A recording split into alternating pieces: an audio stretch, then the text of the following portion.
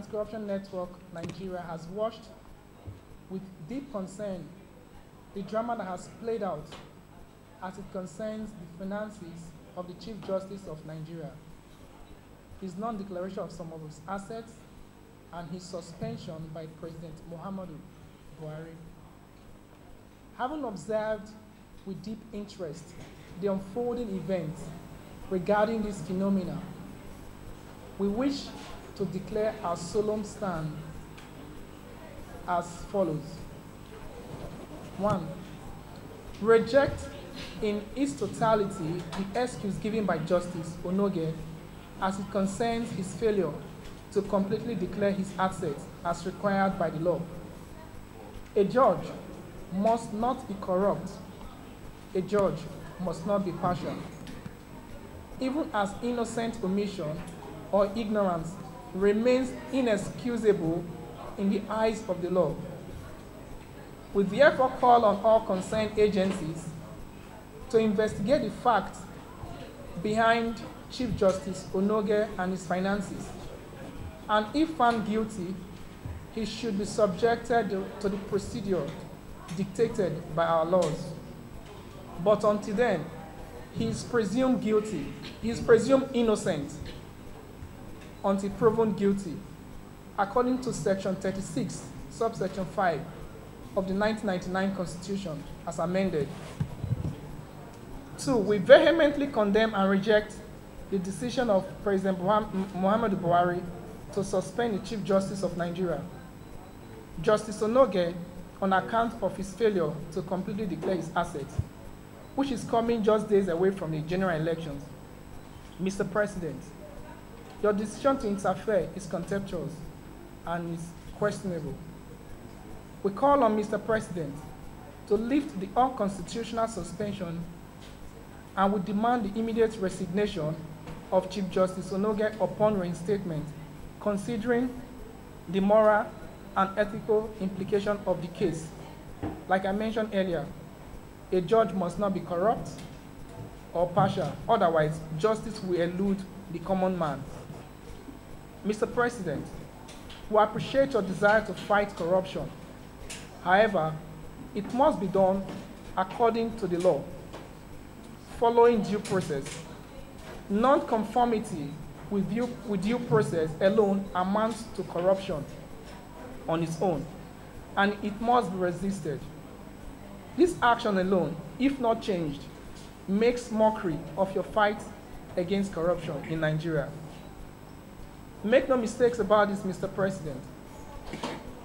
Your decision to suspend the Chief Justice of Nigeria threatens our democracy, as it is against the principle of separation of powers and the rule of law.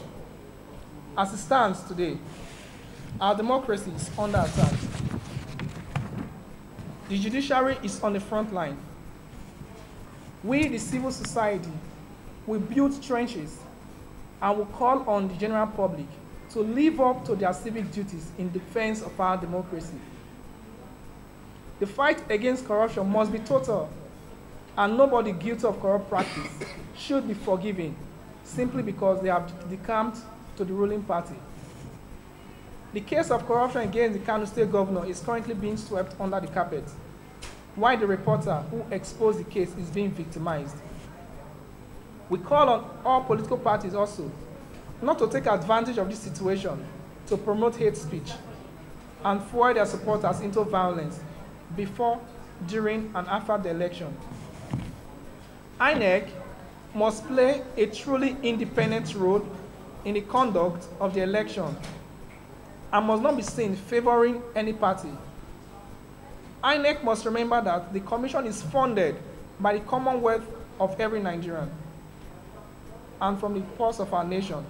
And as such, your allegiance must be to the citizens of Nigeria and not to individuals or political parties or candidates. To our security agencies, your sacrifice to our nation is deep and highly commendable. We as a network, we continuously advocate for better welfare for our security. We therefore call on our security to remain firm in defending the citizens, and we ask that you do not allow your personnel to be used as instruments of intimidation before, during, and after the election. Finally, the Youth Anti-Corruption Network is worried at the level of vote buying, the vote buying syndrome in Nigeria. I will call on all citizens to vote in the right candidates. Avoid this practice in order to elect credible leaders in leadership positions. When the good people fail to speak, the voice of evil prevails. Thank you, and God bless Nigeria. Do we have questions?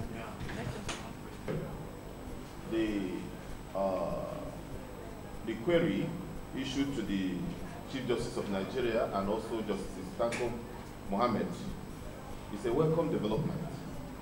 The first thing that needs to be done is to channel every grievance or petition to the NJC.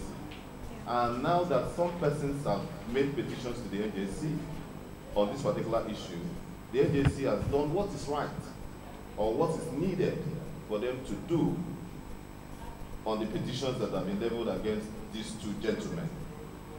However, what people may decide to be asking is, why is it that the NJC is given only 7 days outside the 14 days stipulated by their procedures? The fact is that from the decision of the NJC is that based on the scenario or the issues that are arising from this particular petitions or issue in this country, there is need to expedite actions in determining these particular petitions. So the act of the NJC, in my view, is a welcome development and is a right given to these two gentlemen for them to come and either clear themselves of the allegations of petitions made against them or the other way around.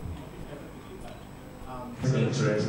Everybody's talking about corruption. Everybody's talking about different interests. So what is this group doing about these together to make speaking more voice? So the Youth Anti-Corruption Network is a network